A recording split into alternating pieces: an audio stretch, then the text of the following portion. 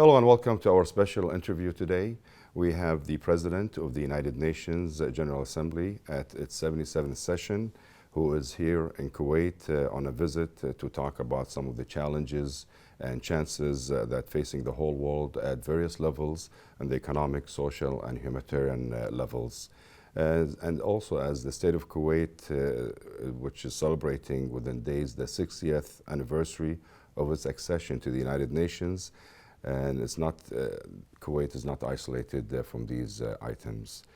To talk about these and other topics, I'm very honored to introduce our guest, the President of the United Nations in the 77th session, Mr. Csaba Kőrösi. Welcome to our interview.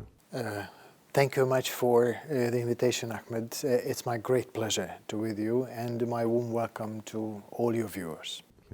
Your Excellency, we're going to start off with your visit here in Kuwait, especially during the occasion of the Kuwait celebration of the 60th anniversary of joining the United Nations. How do you see or describe the Kuwait's role during all these years in the United Nations? If there is any country in the world who would appreciate and knows deeply the value of the multilateral cooperation under the umbrella of the United Nations, it is Kuwait. Your independence after the invasion was partly depending on the outcome of the international cooperation, multilateral cooperation.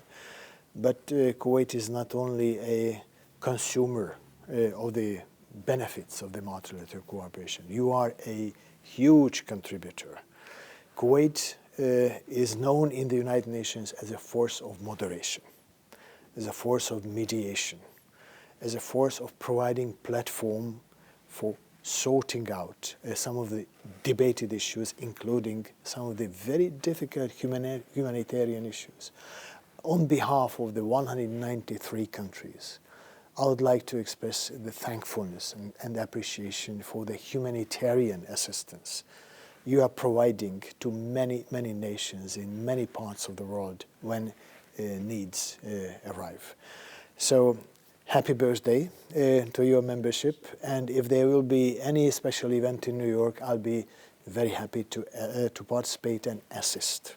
Thank you, sir. Now, during your meeting with His Excellency, the Foreign Minister of the State of Kuwait, what are the main prominent topics that were discussed during the meeting? I had extremely interesting discussion both with him and some other leading members of your government. With your Foreign Minister, we went through some security policy-related issues related to your region, the stability, security, and cooperation in your region. We also spent quite a lot of attention to crisis areas like Syria, like Sudan, Yemen. We discussed very extensively the situation of the Palestinian refugees and the forthcoming perspectives of the Palestinians in their part of the world. But we also discussed issues like the war in Ukraine. Beyond the security policy and security-related issues, we spent quite a lot of time and efforts identifying what are the major challenges in front of humanity when we analyze the very complex crisis we are all in, starting from climate change, food insecurity, biodiversity decline. So all in all, the sustainability transformation, what we would like to achieve jointly. There was also a briefer but very interesting conversation between us on the debt crisis in the world, because 76 countries are in the red zone, in a very imminent danger of how to avoid a financial collapse. And there was a brief exchange between us where might be the potential directions of the reforms not only the United Nations, which is on the agenda already, but on the international financial institutions that are under discussion now. Yes. Let's start off talking about human rights. Okay. Do you think, what are your thoughts about the progress in implementing human rights laws in the Gulf region, specifically in Kuwait? Let us reconfirm to your viewers that if we look at the major pillars of the operations of the United Nations, it is peace and security, development, and human rights. So human rights is particularly important in the daily activities and strategic plans in the United Nations. I see a very encouraging progress in the Gulf countries, particularly when it comes to the education of the young, the rights to education, the enrollment of the youngsters into the education system. I see a very encouraging tendency of the empowerment of women. I would like to congratulate your country. You are a front runner. You are a very progressive country within the GCC when it comes to the involvement of women, not only in the education sector, but in broader public life as well. Of course, there is no country in the world that would be perfect in terms of implementing all aspects of human rights. Absolutely no country. But the most important, and I see it in the case of Kuwait, there is an encouraging, very encouraging progress. Even compared to my previous visit, what I saw, now performing very well. Yes. Your Excellency, you talked about sustainability. Now, what are the recent achievements and future goals of the United Nations regarding sustainable development issues? And will Kuwait play a role in resolving these issues and achieving some of these goals? When we talk about sustainable development, we are basically talking about a transformation, a vision how we are going to change this world, because we created some crisis events, some crisis situations, we human beings, through our operations, created crisis situations with climate, water, biodiversity, ocean acidification, too fast urbanization and so on. So we had to create a vision how to salvage ourselves and this planet. And we call it Agenda 2030. 17 Sustainable Development Goals have been drafted, created, and adopted by the membership in 2015. And the vision was that within 15 years, we would like to implement the big turnaround, how to shift from the course which is clearly leading to some further deeper crisis, to a path that will take us for a much more stable and predictable way of development. It was and it is the work of the United Nations, and the implementation, of course, should be in the member states. Now the bad news that we are way off track from the implementation of those goals. We are halfway through in terms of time. Therefore, next September, in a couple of months' time from now, we are going to have a so-called Sustainable Development Goals Summit in New York, where the heads of state and governments in the world will come together and discuss where we are and where we are heading. And the task will be immense. First and foremost, to acknowledge, which is not easy, to acknowledge that we are failing on a number of issues. We need to understand why are we failing on the number of issues, what is missing from our actions, and to give a credible commitment to the world that we recommit ourselves. We are understanding the job, we are understanding the gravity of the situation, and we will move forward. And it is a message for 8 billion people. During the coronavirus pandemic, it had a lot of impact in different areas. Did it have any impact on the 17 goals that you mentioned that have been set since 2015?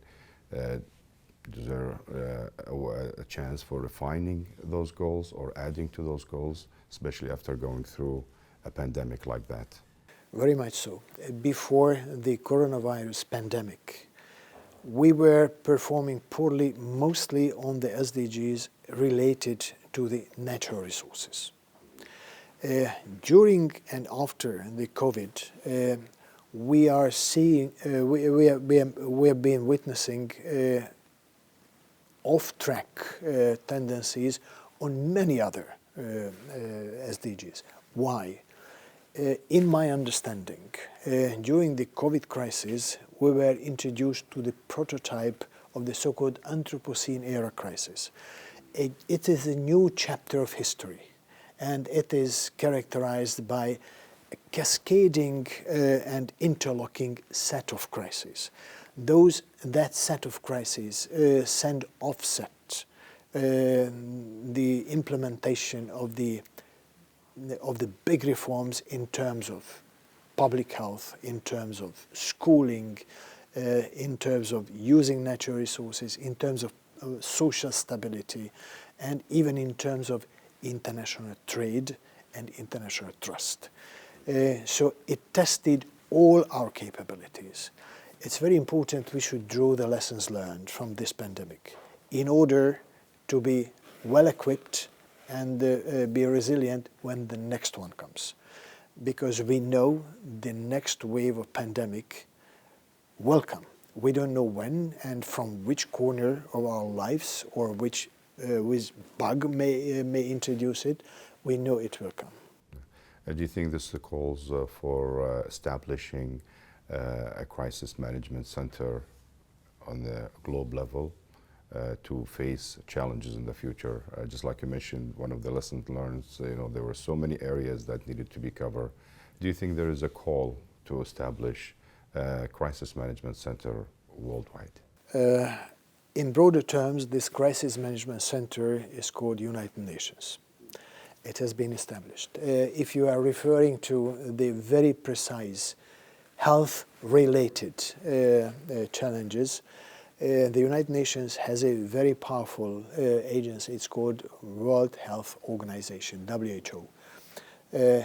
It has been operating, and it is operating as a crisis management center in terms of pandemic, but it has another function.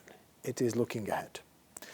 It is trying to identify and keeping on the watch list those viruses, bacteria, those bugs that had the potential of igniting the next big wave of pandemics. So we have the center. What we are still missing, and that is one of the lessons learned actually from this crisis, the genuine political will of joining efforts, joining hands and cooperating, we as member states.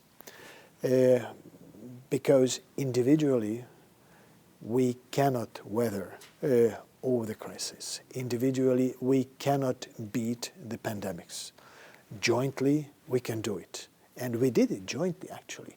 Those vaccines, which were produced in a remarkably short time, were the results of, one hand, scientific breakthrough, on the other hand, a very intensive international cooperation among research centers. Yes. Your Excellency, you mentioned earlier that Kuwait is known for its contributions in humanitarian and natural crises aid. Recently, as you mentioned, we have different hotspots around the world, and especially what came lately is the Sudan issue. Kuwait launched a humanitarian air bridge aid to help the people in Sudan. What's your comments regarding that action? First and foremost, I would like to thank your government and your country for providing humanitarian aid to Sudan. Kuwait, usually known for not only for humanitarian sensitivity, but your capabilities of being one of the first, one of the most efficient. So you are very good in action. But coming to the events on the ground in Sudan, it's very much worrying. The Secretary General tried to intervene with the two heads of the warring parties in Sudan. The situation already is too bad. People are dying. Hundreds of thousands are fleeing the country, and more than 1 million is on the road now. What is even more worrying, if we look at the perspectives of this conflict, for the time being, it is still more or less located to Khartoum and to the southwestern part of the country, Darfur. If that would spread for the rest of the country, that would be extremely dangerous. The second, for the time being, we basically have two warring sides. Take into consideration the tendencies in the last 10, 15, 20 years of civil wars in many parts of the world. There's a tendency of civil wars becoming more and more complex. So when you deal not only with two actors, but 5, 10, 15, 20, and even with two actors, it is very difficult to achieve a ceasefire or even to achieve arrangements for humanitarian aid. But when you have 20, it's a nightmare. Exactly the same happened in Syria. The UN had huge difficulties in delivering humanitarian aid for communities in dire situation, because after every 3 to 5 kilometers, there was a different power. They had to negotiate and renegotiate, and it all slows down, and every slowdown means human suffering and human life. Yes. Regarding the Sudan issue, Your Excellency, what are the solutions or suggestions being played in the United Nations to resolve the Sudan's current issue? The Secretary General personally was and is involved in finding the settlements. He called the leaders of the two sides. It's well known that in these cases, the first we need to achieve is a kind of ceasefire. The second, we have to make sure that civilians are protected.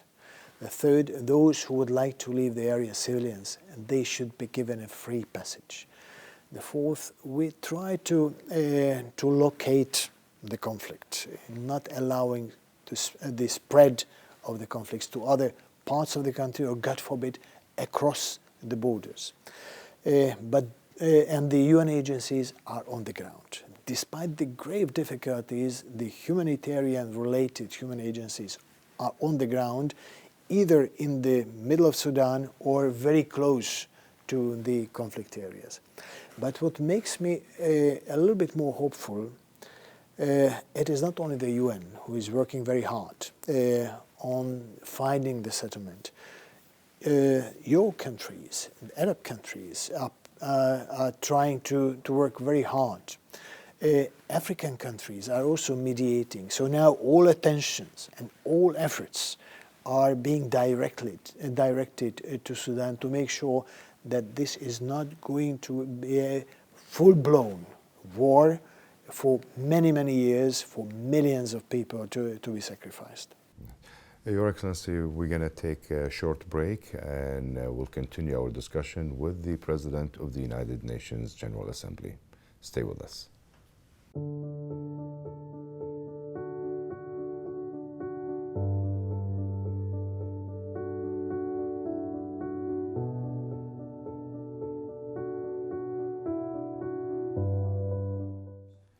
Welcome back to our exclusive interview with the President of the United Nations General Assembly, Mr. Csaba Kőrösi. Welcome back. Your Excellency, we would like to shift now and talk about some of the roles and achievements of the United Nations. What is the United Nations' role in combating famine around the world? And what are the most important achievements that has been done? Ahmed, thank you very much for bringing up this issue. And let me go a little bit into details explaining, because for most of your viewers, famine is not something what you know from personal experience in this country, thanks to God. But more than 1 billion people on the earth, it means every 8th person on the earth know it very well, very closely. And due to the pandemic, their number increased by hundreds of millions. To be quite precise, from 2019 to 2022, their number grew from the 142 million to 340 million. It means that those who are experiencing extreme shortage of food, we call it food insecurity. It means you are very close to famine, or you are actually experiencing famine. Within 3 years, their number grew by 200 million. It is more than the total population of the GCC. Despite the fact that one of the Sustainable Development Goals, what we wanted to implement by 2030, is explicitly placing the elimination of famine from the face of Earth. So the UN is, of course, trying to do a kind of crisis management. If there is a humanitarian disaster situation with famine due to droughts, due to floods or other disaster events, the UN, together with some member states who can contribute, is trying to alleviate the immediate effects of famine. The UN is also trying to help countries to reform their food production, agriculture. We have to keep in mind that in order to feed everybody on Earth by 2050, we will have to increase the amount of food by 50%. If there are hundreds of millions who are starving today, how are we going to increase the food production by 50% to feed everybody and to feed those who are going to be born? Because our number will be much higher by 2050. So it means that we need to shift our food production from the today's not too sustainable way to a much more sustainable way, because not only the amount of food production counts, but what kind of footprint we create by producing our food, to make sure that it is not only the food that will be available, that there will be also a planet that will be livable for that. That huge transformation is being coordinated by the UN. It is one of the most complicated tasks in the world. Yeah. Your Excellency, on the International Day of Remembrance of the Victims of Slavery and the Transatlantic Slave Trade, you mentioned that education plays a fundamental role in creating opportunities and expanding our view of the world. What is the milestone that you have reached in this issue, and what are the challenges that's facing you? On the slavery, first of all, it's a shameful chapter of human history. It should have never happened, and it remains as a very dark chapter of the history. But unfortunately, it is not only in the past. Laws have been created, systems have been created to eliminate slavery, but in practice, in many countries, we still see different forms and different kinds of slavery, which is a shame. It's a shame on all of us, and particularly in those countries where this phenomenon still exists. What you need is, as you mentioned, Ahmed, is education. What you need is regulation, and what you need is very strict implementation of the laws and regulations. But in broader terms, the education, if we want to see this world and our societies fit for the next decades and next centuries, and mind you, we are progressing very rapidly in terms of science and technology. If we want our societies ready for the challenges of the 21st century, the key is education. Education which will be very different from the education we received 50 years ago. Education is going through a revolution. Therefore, the huge efforts, not only the United Nations, but many countries, are now concentrating on the very young population. Their abilities, their knowledge, and their readiness for the 21st century is being decided today in the school halls. Now, on the issue of refugees around the world, is the United Nations' role in supporting refugees around the world? What are the future plans in this regard? Especially, we've seen lately some of the conflicts, like you mentioned, in Sudan, Syria, and other parts of the world. This issue is increasing every day. So what's the United Nations' role to face that? We have bad news and good news. Bad news that, as you mentioned, Ahmed, the number of those people who are fleeing their countries is growing exponentially.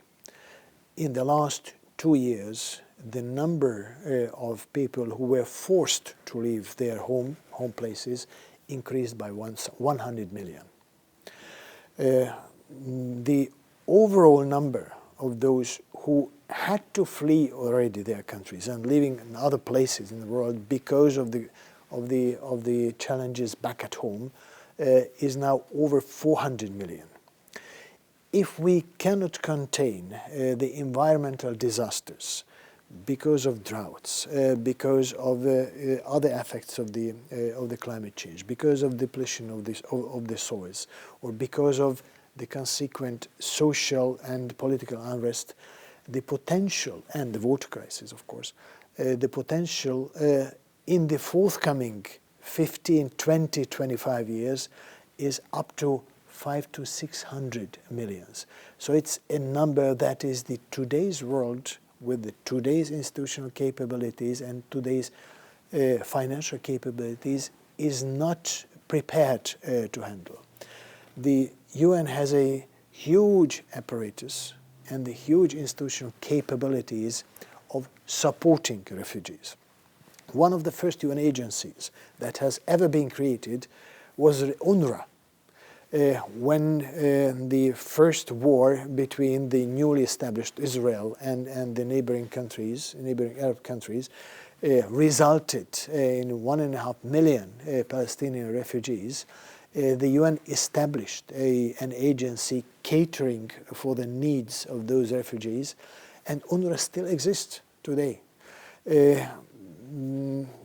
The number of refugees in other parts of the world, like in Ukraine, is exponentially growing because of the war against Ukraine. In Ukraine, 16 million people had to leave their places. More than 6 million of them had to leave the country as a whole. So the pressure of the refugee catering agencies, humanitarian organizations, be them Red Crescent, Red Cross, UNHCR, UNRWA or other organizations, is growing. We have to address the root causes. What is resulting in the mass and outflux of people who are fleeing their own countries, their own communities. Unfortunately, tendencies so far are growing stronger than our institutional capabilities.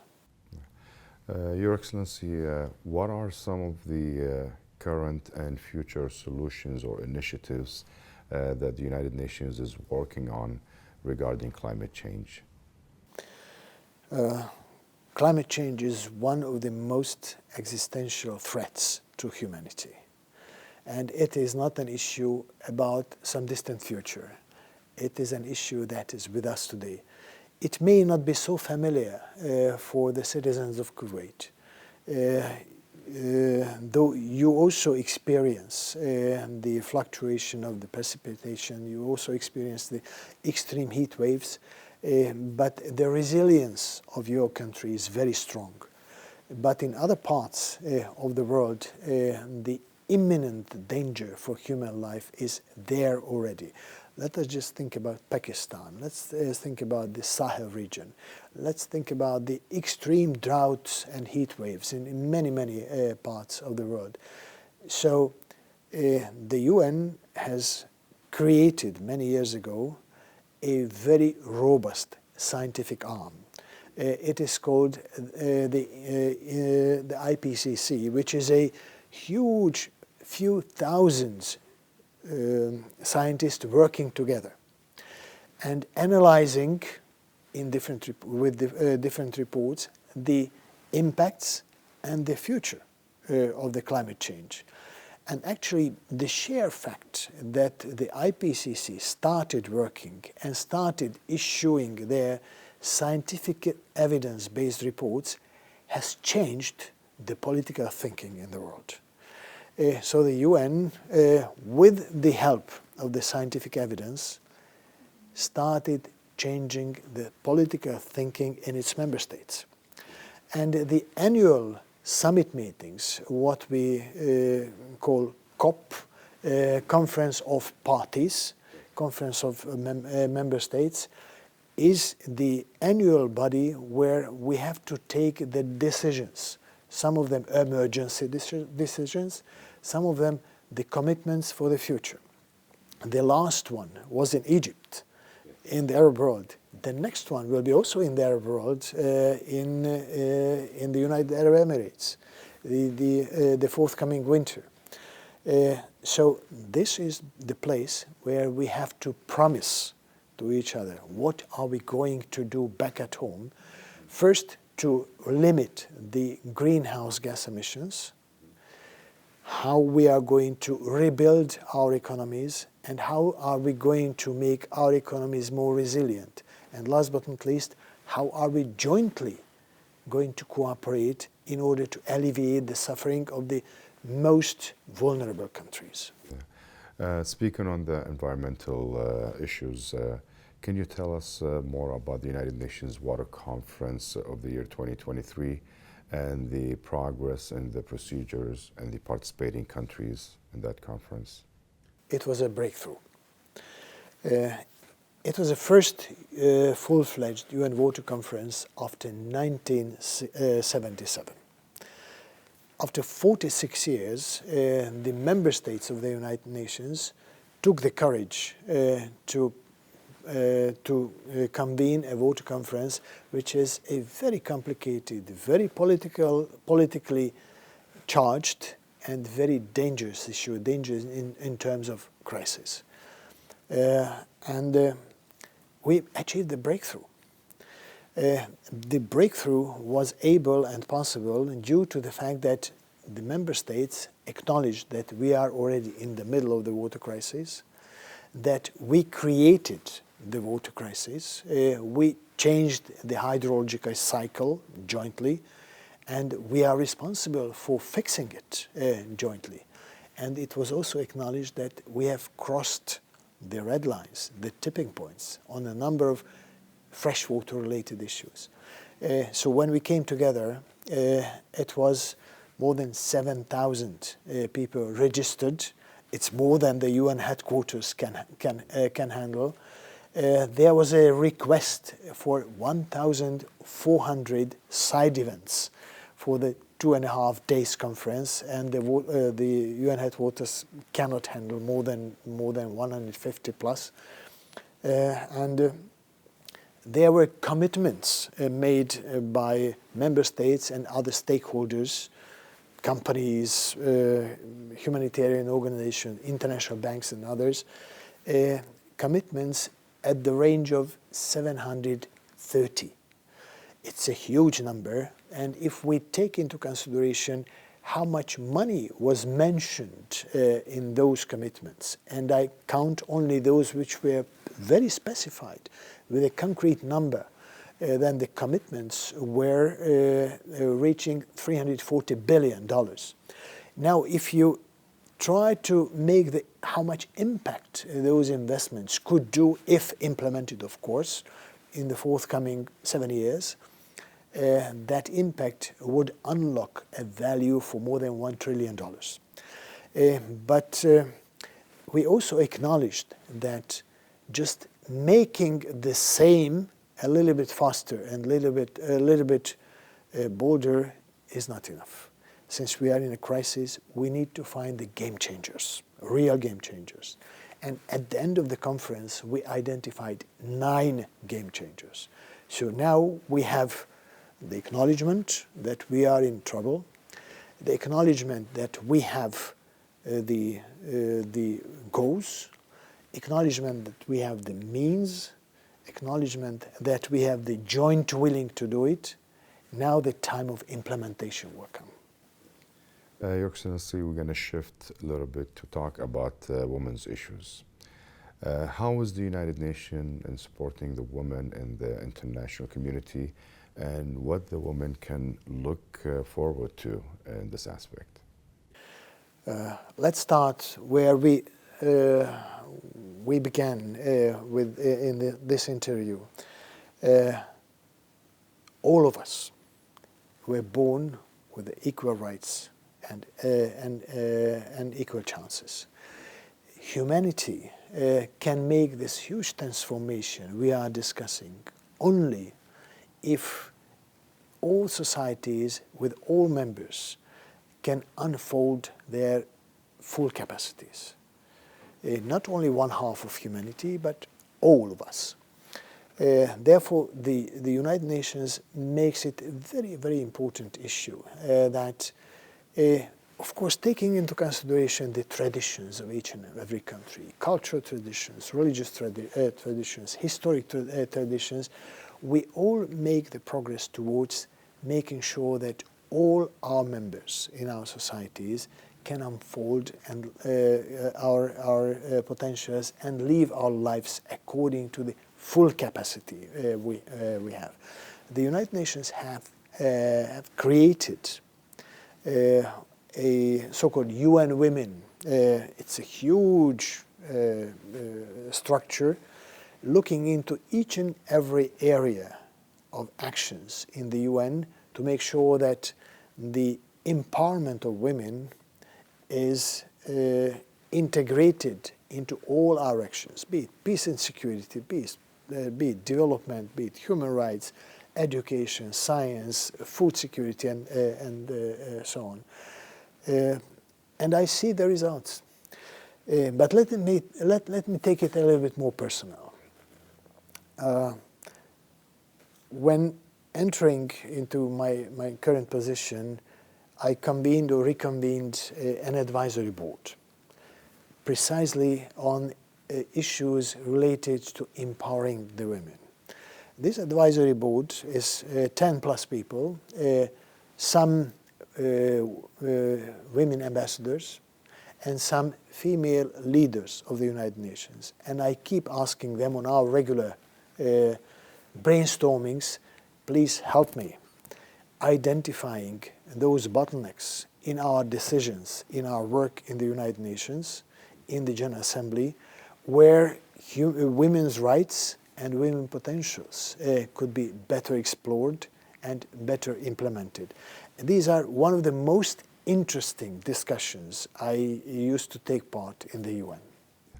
Your Excellency, we're going to take a short break and we'll be back with our special interview with the President of the United Nations General Assembly. Stay with us.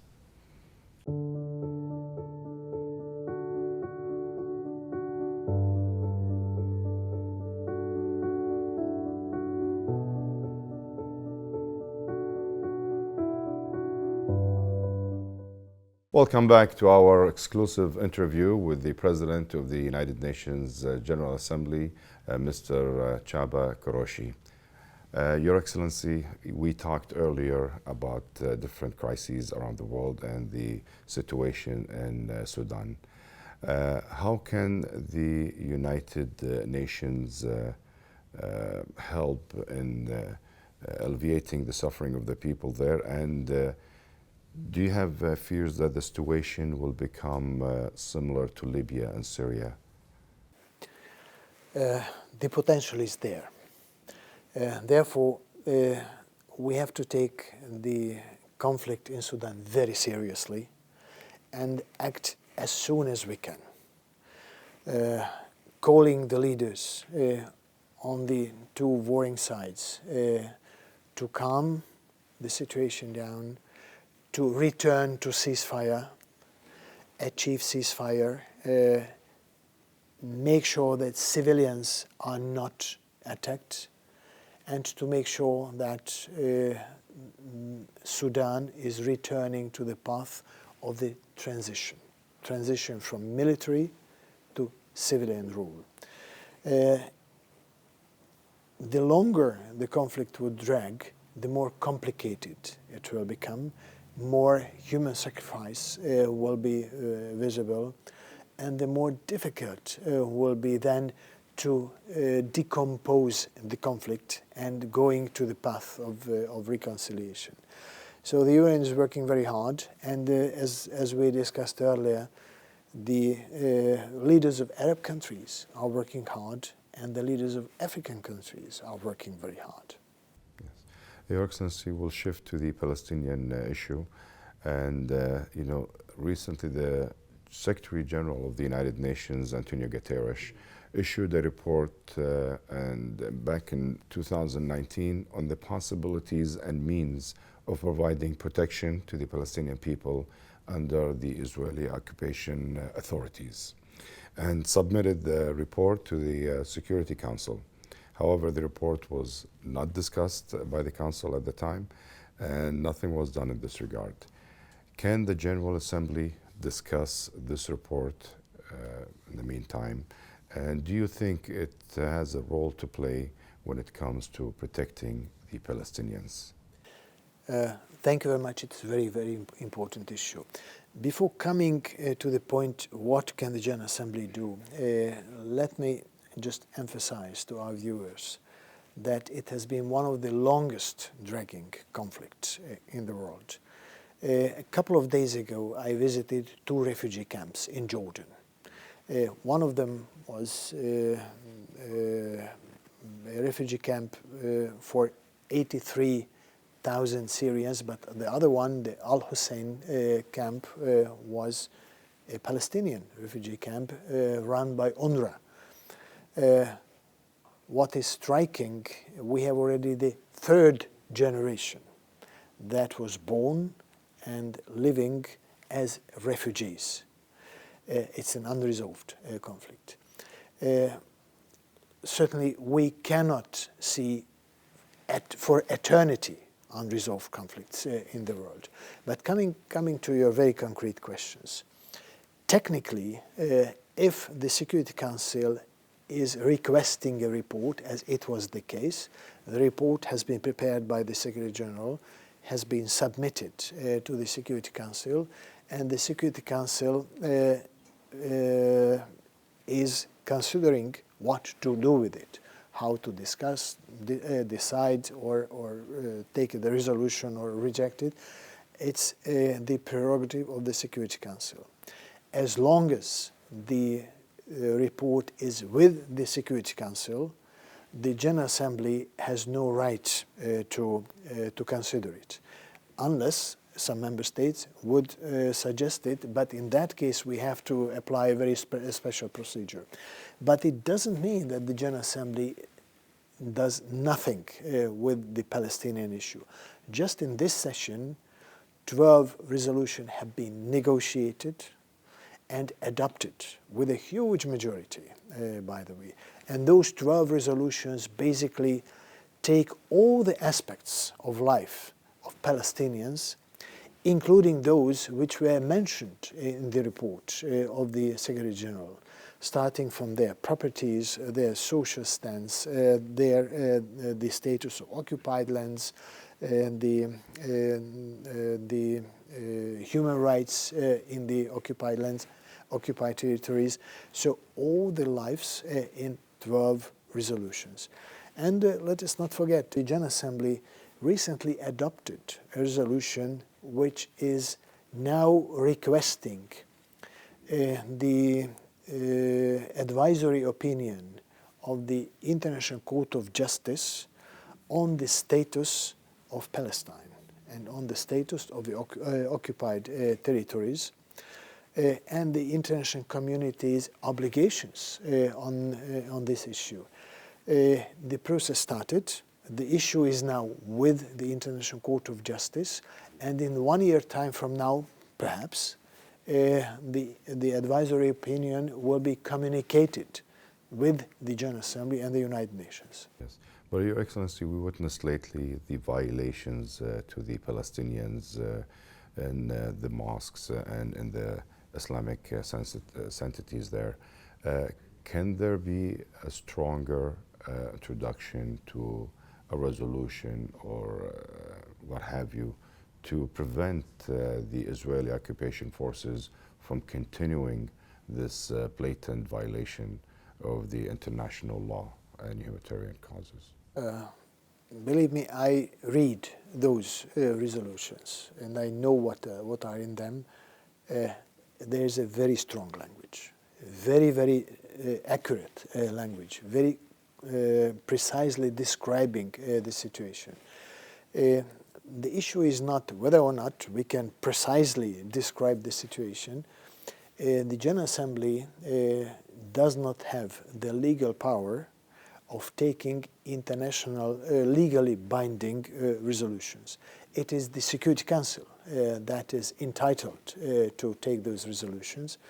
The General Assembly is trying to ring-fence the international efforts and support the international efforts. But I fully agree with you that if relations and if events go to the direction of the violence, it makes the already complicated situation even more complex, even more difficult to find the solutions in the future. I would like to call all parties to come back to the table of negotiations and to find the negotiated solutions. Your Excellency, regarding Syria, do you believe that there is a solution in the near future to the crisis or the situation in Syria? I would like to believe that there should be a solution in the very, very near future. I think it would have been a major strategic mistake for the whole civil war to evolve in the country, and there are huge responsibilities of concrete persons or concrete leaderships in that. What makes me more hopeful now that a group of Arab foreign ministers are working on the potential decomposition of this crisis, a potential evolution and finding lasting solution for this crisis right now as we speak. 2 or 3 days ago, there was a ministerial meeting of 4 or 5 Arab countries together with the foreign minister of Syria. I know it is very painful questions for many. How you deal with a leadership that was primarily responsible for the atrocities during the civil war. But I find it very encouraging that despite these difficulties, the wisdom of the Arab foreign ministers is indicating that to sit down, talk, and develop a step-by-step program of how to eliminate the root causes and the daily appearances of the violence in Syria, it is very encouraging. Very encouraging to see that on the agenda of this roadmap, which is going to be built, you have not only the armed atrocities, but you have the issues of how to rebuild the lives of Syrians in the country, how to eliminate the growing drug production and drug trafficking coming from Syria to the neighboring countries, and how to make sure that upon certain conditions, Syria could come back to the network of the international cooperation. Your Excellency, we're going to move to another major topic that is affecting different levels around the world. We'll talk about the Ukraine's issue. Now, do you see any possibility of a ceasefire in the near future for the Ukrainian-Russian conflict? I hoped for a ceasefire more than 1 year ago, and my hope is still there. The two sides obviously are still not ready for an immediate ceasefire, despite many efforts of mediation. But we know that all wars, at the end of the day, will come to an end. And when a war is coming to an end, usually you have a ceasefire, you have a peaceful negotiation, and you have an arrangement at the end of the war. As a President of the General Assembly, I have to protect the international law, and I have to stand for the UN Charter. So therefore, I would expect an end of this war as soon as possible, based on the international law and the UN Charter, on the principle of integrity of territories and sovereignty of the member states of the United Nations. The efforts are going on, but unfortunately what we see on the TV screens from the news, that the events are still dominated by military logic, not so much a civilian or diplomatic type of logic. Your Excellency, a lot of people around the world are looking closely to the situation there, and there are many worries regarding some of the things that could go out of control. Because Ukraine has some of the nuclear plants in its territory, and if this situation deteriorates even more, we are afraid of witnessing another crisis or catastrophic event like Chernobyl back in the 80s.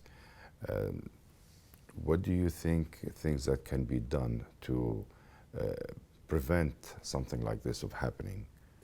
The nuclear component in this war is twofold. One is what you have mentioned, Ahmed, that the largest nuclear power in Europe is in Zaporizhia. It's in Ukraine, on the occupied part of Ukraine under Russian control now. But it's very close to the front line between the sides. And from time to time, intentionally or not, the area of the nuclear power plant is hit by artillery fires or by missiles. Therefore, the United Nations Nuclear Safety Agency is on the ground, is visiting the facility, is talking to both sides, how to make sure that the sides, the warring sides, would avoid to the maximum possible level the sites of the Zaporizhia nuclear energy station to be involved as a platform between the two sides. But there's another nuclear component, and we have to talk about it. The first time since the Cuban Missile Crisis, the potential of a nuclear confrontation is on the table. And when you hear on a daily basis that a nuclear strike is conceivable, be it so-called limited nuclear strike or be it more powerful nuclear strike, it's very worrying. Nuclear wars cannot be won. Nuclear wars should not be launched, and nuclear wars should be eliminated from our thinking. I cannot accept the logic that is selling the idea to the public that it is something possible. No, it will be very clear, should be very clear, who opens the gates of the hell will be responsible of what is coming out of that hell. A nuclear war is not a limited one. The nuclear war would start a new chapter of human history, and probably it would be the last one. Your Excellency, let's talk a little bit about the refugees and human rights issues regarding the Rohingyas refugees. What's the latest updates on that, and what the United Nations is doing in this regard? Let's recall our common recollection and explain to your viewers that we are talking about more than 1.5 million people, at least, who were expelled, pushed physically from Myanmar. These are Muslims, a Muslim ethnic community of Muslim religion, and now they are mostly trying to survive somehow in Bangladesh, in the border area. The United Nations have called many times the military leadership of Myanmar, first of all, to stop this ethnic cleansing in Myanmar. The second, to engage in negotiations how to allow the Rohingya people to come back to their homeland in Myanmar, to their properties.